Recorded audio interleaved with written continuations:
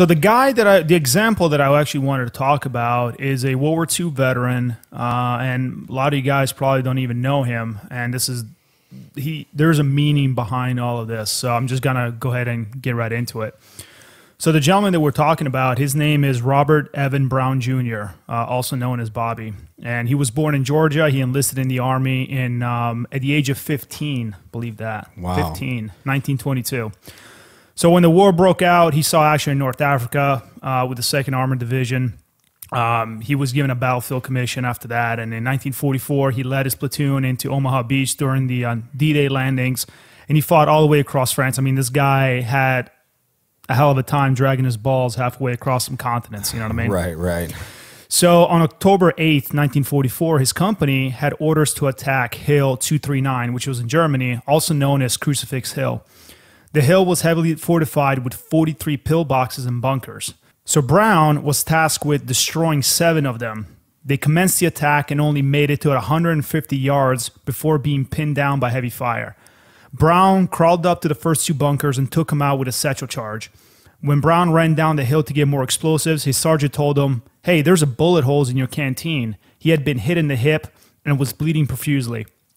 Obviously, the wounds didn't stop him, so he crawled back up and went towards the most fortified bunker manned by 45 Germans and 6 feet of concrete walls and a rotating 88 cannon. Once on the bunker, Brown saw a German entering a steel door in the side. And Brown was an ex-boxer, so he knocked him out with 1 swing and threw him inside and then threw 2 satchel charges and ran, destroying the bunker.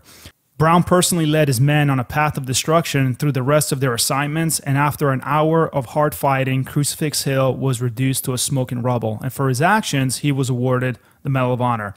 Now, this is where it kind of gets crazy, and it kind of breaks away a lot of the disillusions that people have about World War II veterans. So after serving 30 years, earning a Medal of Honor, 2 Silver Star, a Bronze Star, and a Purple Heart, he retired in 1952. Brown had troubles adjusting to civilian life, unable to find a good civilian job, and here it is. He became a janitor at West Point. That's right, the fucking military academy up in New York.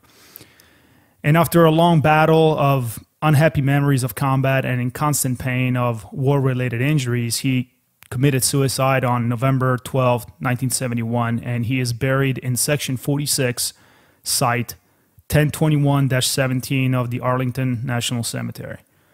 So, man, you know, it's and again, you know, this is we want everybody to understand. Again, this is a very serious topic. This is something that is incredibly you know, personal for us and so many of you guys out there. And to hear a story like that, I mean, we're talking about a Medal of Honor winner, a guy that just one of the most you know, heroic human beings to ever walk this planet, and you know, found him in such a psychological distress that he took his own life, and that is just incredibly heartbreaking. Right, exactly. So now we quarterback that, you know, to the present day, and you know, I know we talked about PTSD and shell shock and combat fatigue and all that good stuff, but this is just one of the prime examples that people think that when, you know, World War II guys, they got back from the war, they literally just picked up and moved on, and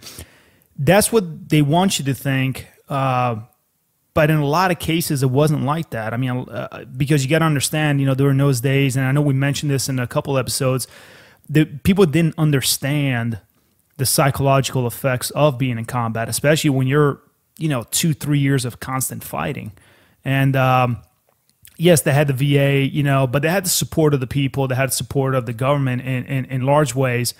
But on an emotional aspect, they just kind of shut it all down and moved on.